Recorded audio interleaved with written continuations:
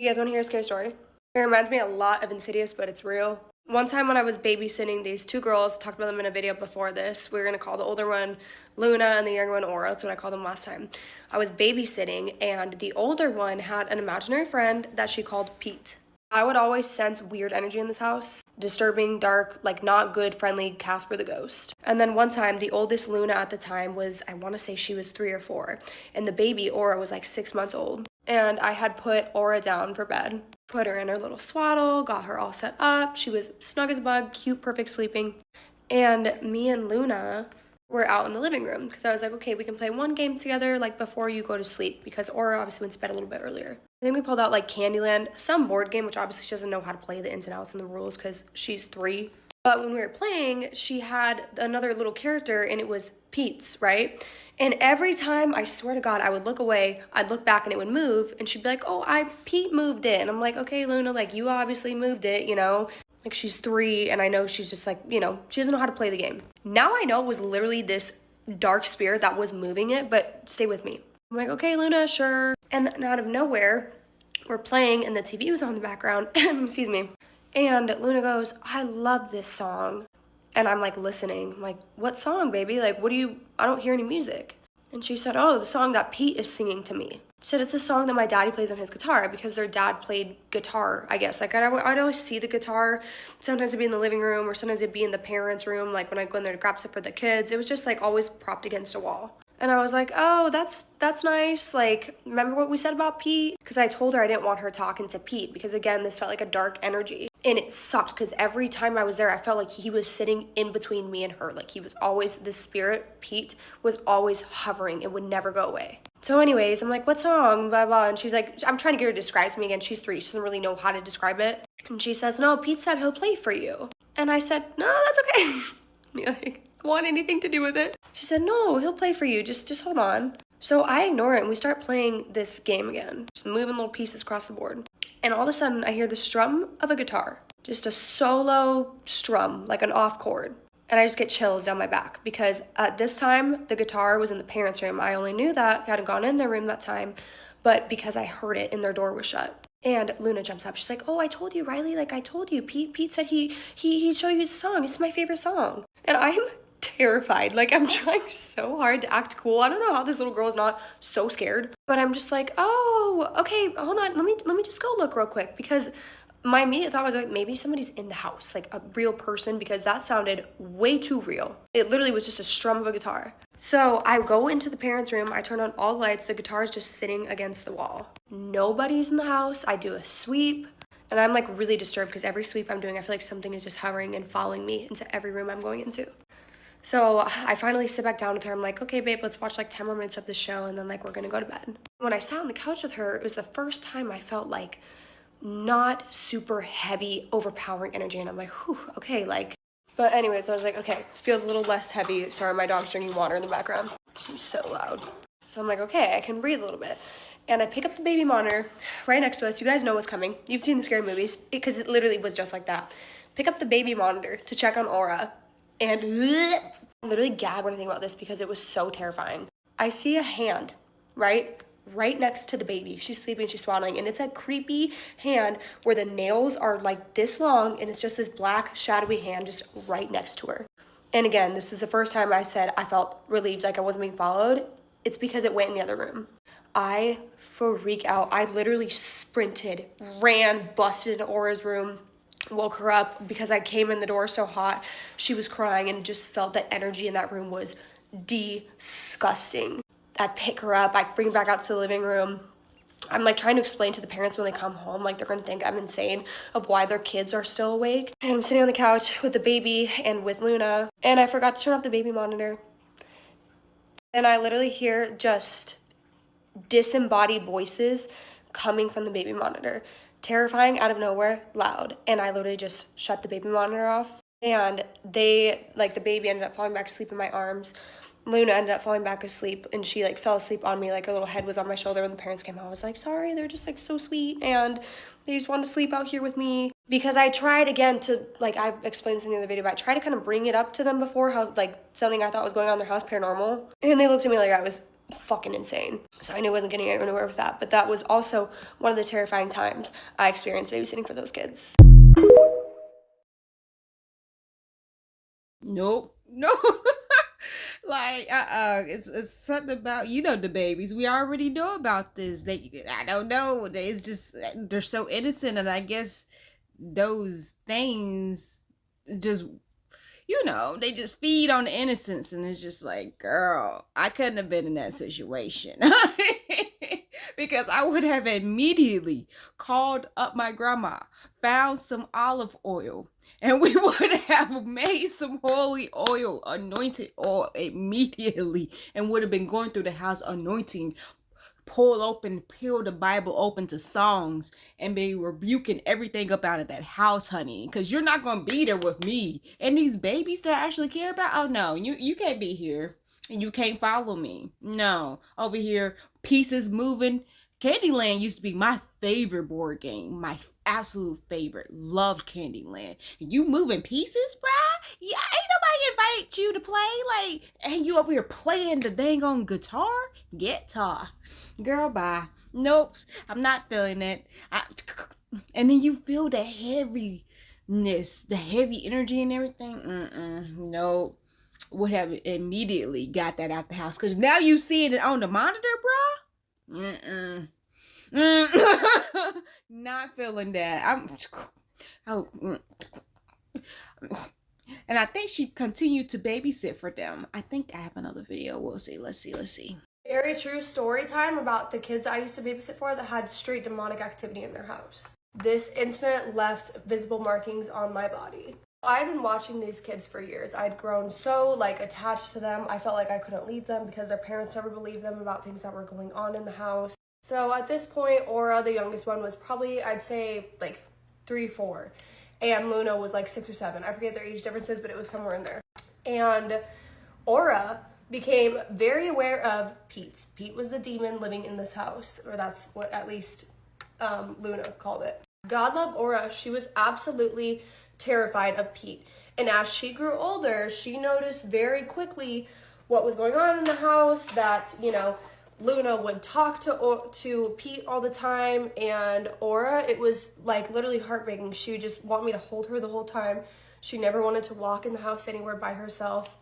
She was so scared because Luna would always want to play with Pete, and me and Aura never wanted to play with Pete. And over the years, the incidences I had at this home kept getting worse and worse. So this night specifically, Luna was throwing a bigger fit than usual, that me and Aura did not want to play with Pete. She's very persistent, and she said we were hurting his feelings, and then she would go and talk to herself in her room.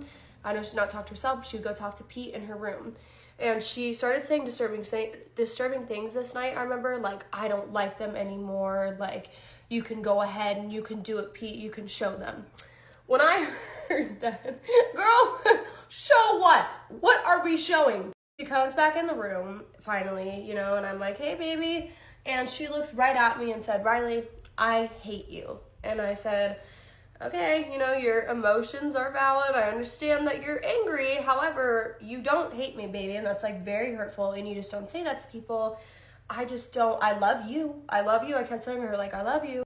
I want to know really quick, I really did love these kids. I was their babysitter for the time I was 12 to the time I was 17. She goes, well, I'll love you if you love Pete. And at that point, I just didn't even know what to say. Guys, I was also 16 years old at the time. You have to remember, 15, 16. So I didn't know, I wasn't equipped perfectly with the ways to handle, how to basically raise these kids, because I was with them all the time, and how to handle situations like this to the best of my ability. So I just didn't say a word, because I was honestly tired of arguing, and I just walked away from her to check on Aura. And then Aura hits me with a, Riley, can we go, I think she has to go to the pool or something, can we go to the pool or walk or something? She wanted out of the house, and I was like, no, we can't, babe, it's dark, why? And she said, he's coming. This sent chills up my spine to, I can't even quite describe how bad. He's coming. I said, who's coming, baby? And she said, you know who. Luna's in her room, again, talking to herself, doing her thing, and me and Aura were watching a movie. And I had the living room light on above us. All of a sudden, light turns off, and at the exact same time, in synchronicity, or however you say that, I don't know, TV turns off too. So light goes boom and then TV boom, like a second later. And then I hear a little girl giggling, and it's Luna's giggle, but it's fucking dark and we cannot see anything. Like any normal person would, especially teenage girl, I start to absolutely panic. I tell Aura, baby, I'm gonna go check on your sister. I turn the TV and the light back on, and I told her I'll be right back. It's okay. But I didn't want to bring her in Luna's room because I didn't know what I was about to walk into. So y'all, I go and I walk in her room. I can hear her still giggling. And then I turn the corner, I walk into her room. And the first thing I see is this shadow. She's standing in her room, and there's this shadow behind her. I know it's Pete. It's like touching the ceiling. Its arms are hanging like it always did when I saw it. Long claws on its fucking creepy ass hands. I hate that I have a sixth sense sometimes because some of the shit you see is goddamn terrifying. But then I scream, disappears, gone. She goes from laughing to disturbed deeply. And she said, you know, you really shouldn't do this to Pete. He just wanted to be friends. And then I hear Aura scream from the living room because, again, shadow goes poof, gone. Of course, this entity travels to the younger child. I run into the living room. Aura's on the floor. She's sitting on the couch. She's screaming, and she sees me. Oh, it breaks my heart. She, like, reached her arms out for me when I ran back in the living room. She was crying, Riley, Riley, Riley, help me. I bend over to pick her up off of the floor, and I feel the sharpest pain on my back when I bent over to pick her up. I had 3 claw marks on my back, like this, starting in the middle, down to the bottom. They weren't deep enough where I needed stitches, but they were definitely scratches that were bleeding. So I'm like in the middle picking her up, and thank God I didn't drop her. I feel like that was its goal, was for me to pick her up and then drop her again. Like, this thing just wanted to hurt and scare people. I remember coming home and telling my mom what had happened to me, and she didn't believe me. And then I showed her, and the way that it was something I couldn't have done myself. I can't bend that way. We were trying to, like, figure out every possible situation. They didn't have dogs, didn't have cats. Like, my mom's jaw was on the floor. Because if you look into it and you're spiritual like me and kind of know a little bit about the shit, 3 claw marks, that's not good. 3 is just not good ever. And that was probably the most fearful I'd ever been of that entity. Girl, yo, I'm trying to prepare myself because, like, these 2 stories that she done told about these babies, it's just like, girl, you stayed, but she was a baby as well. And it's just like, it's hard when you grow emotional attachment or attachment to kids. It's just like you automatically just care about kids and just want them to be safe. So I understand why she stayed, but I think I would have implemented some things. But it was just the way I grew up. The way I grew up, I would know, like, oh no, this got to get out of here. We're getting this out of here today. Like, the first time it happened, I don't care how late it is. My grandmama is up. I'm gonna call her. I'm gonna be like, yo, get everybody you need to, because I know they all up. It's around that time when they enter into their prayer closet. Come on, it's road trip time. Bring the prayer warriors, but this got to go now, right now, while I'm here. This got to go. Shoot, even when I'm not here, this could not be here or anywhere near me, honey, girl, bye. Because you saying you see the thing, so if you can see it, you can cast it away forever and forever, forever. You know, I'm just, girl. And I'm pretty sure she knows now. Hopefully she knows now. But just imagining back then, I know she was scared. The babies were scared. The poor youngin. The youngest one knew. The youngest one knew, like, oh no, this ain't nothing we play with. Like, I don't know what's wrong with her. The fact the baby turned on her, she handled that so maturely. When the baby was like, oh, I hate you, she was just like, oh, okay. Well, no, you don't really. Don't say that. Which is great, because in that situation, what would I've done? I feel like if a child I was taking care of told me they hate me, it would be low-key repercussions for that, because I'd be like, oh, you hate me now? Okay, well, I'm not gonna play with you since you hate me. Like, it would be something different, but she handled that so maturely. I'm just thinking about back in the day, I feel like I would have been like, okay, bet. Because hate's not good, and I would have to let them know that hate's not good. So, but she did it better. See, this is why I wasn't a babysitter. Well, I babysitted my cousins, so it was different. God, I babysit cousins and like kids of the family, you know, like my mom's friends, kids when they was young. I babysitted them, but I used to hate when they be like, you know, just pop them. This is my pop. And the kids would just be like, ah! And I'd be like, I feel so bad. But I just did this. Literally, I just did not like, you know, like the physical stuff. I would rather be like, okay, you gotta go upstairs and take a nap. Literally, how many times kids I would just send them to take a nap? Oh, and they would just cry, and I'd just be like, cry yourself to sleep. Like, cause you know, you don't want to punish kids. They're so adorable. You don't want to punish them. So I would just be like, go take a nap. I feel like that's what they did to me when they didn't spank me or whatever. They were just like, go take a nap. You need a nap. And that's probably why I sleep so much now. I enjoy sleep. Like, I feel like sleep is always the answer most of the times. But yeah, friend. No, that was scary. I'm glad you handled that well with the kids and protecting the baby. Hate you got hurt by it because I couldn't even imagine. Something put their hands on you, bro. Oh, bet. Oh, bet. We fighting now. So yeah, friend, I'm glad you're okay. This is 100% true story that happened to a woman in Madison, Wisconsin. Now, there was this woman named Sherry who moved into this house with her 2 children in Madison, Wisconsin. Now, she said, you know, at the time she didn't believe in anything supernatural. She really thought that was a bunch of nonsense.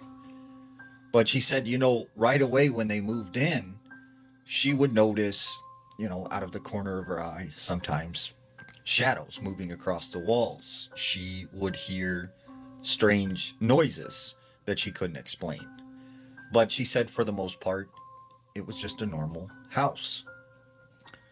One night, she's upstairs in her bedroom and she's folding laundry. She hears talking coming from her son's room. So she makes her way over to his room. The door's closed and she hears her son having a full-on conversation with someone. And she's like, who is he talking to, you know, at 12:30 at night? So she opens the door, and when she looks in his room, he is not in his bed. So she starts yelling for him. She looks down and sees him next to the side of his bed, on his knees, crouched down with his head under the bed, talking to someone. And she's like, hey, who are you talking to? Like, who's under there? And her son's like, I can't tell you. And she said, what do you mean you can't tell me? Like, who's under the bed? And he's like, I can't say. He'll get mad. And she's like, what? Who's under there? So she runs over to the bed and she looks underneath there. It's empty. There's nothing under there. So she's like, you know what? Just get back in bed. Like, just stop, you know, doing whatever you're doing. Several weeks pass, and like on a regular basis, she keeps finding her son talking to someone under the bed, except there's no one there. So after a few weeks of this happening, she thinks maybe something is wrong with her son. So she takes him to this child therapist. The therapist like assesses him and says, you know, he seems completely fine. It's probably just his imagination. So several months pass and he keeps on doing this. Well, one day she's sitting down in the living room with him and they're talking when she notices he has some scratches and bruises like all over his body. And she's like, where did you get those scratches and bruises from? Like, what's going on? And he's like, I can't say, I can't tell you. And she's like, yes, you have to tell me, like, what is going on with you? And finally he breaks down and he starts crying and stuff. And he just starts freaking out. And then he runs up to his room. So the mom, you know, at this time is like, I don't know what to do. Like, what is going on with my son? Like, she's just panicking. Later that night, she's awoken to her son screaming in his bedroom. She runs as fast as she can. She goes in his room. She finds him halfway underneath the bed. He's grabbing onto the bed frame, and it looks like something is pulling him under the bed. So she immediately grabs him, pulls him out from under the bed. She looks under there. There's no one there. So she's like, you know what? This is weird. Like, you're sleeping with me tonight. You're going to be in bed with me tonight. So they go back to her bedroom. He lays down. He falls asleep. She's sitting in bed. She can't sleep. She's like freaked out about this whole situation. When all of a sudden she hears, shh, hey, come under the bed. And she's like, what? She looks over. Her son is sleeping. But then once again, she hears, hey, come here under the bed. I need to talk to you. And it's like a man's voice. And she's like, no, who are you? Like, go away. And the man's like, come on, get under the bed. I need to tell you something. And like, she's like, no, I'm not going under the bed. And she said this man, whoever he was, just started yelling obscenities and getting really angry. So she grabs her son. They get out of the house. And she said she left that night and never went back. And still to this day, that house sits there. And she said she's talked to the neighbors, and they said since she's moved, like several families have lived there, and they move out immediately. Thank you. Finally, we have a story where she sees something. Well, she didn't see something. She heard something, and she got the heck up out of there. I mean, come on now. That's how you think, honey. If you don't own the house, okay? If you just renting and you can get away. You know what I'm saying? It's time to leave. Like, let's not stress yourself out. Well, you could just leave. You know what I'm saying? I mean, that's like any situation. I feel like when you arguing with somebody or a situation is getting heated, why stress yourself out? Just leave. Just leave. Walk away. Sometimes it's okay to just walk away. And in her situation, so glad she got the heck out of that. Her and her son, she was just like, nah, it's time to go. I wish she would have believed from the beginning, like, okay. But maybe she didn't feel it. You know, sometimes, like people say, parents say that kids just have a overactive imagination. Maybe that's what she was thinking. Maybe that was the case. However, I'm glad when it started to happen to her, she was just like, okay, bet. You ain't got to tell me twice. Just say less. Say less now. Like, in fact, you can't say more. Because we get up out of here. Love that she got up out of there. Her son. She should have told somebody, I feel like. I don't know. She was like, I ain't asking no questions. Out of here. Well, she did ask the question that's been asked. It seems like in this video, the first W. That's the first W she asked. Nope. Not asking any W's. Because I don't really want to know. Don't. Anyway, like this video, follow all the creators, and subscribe.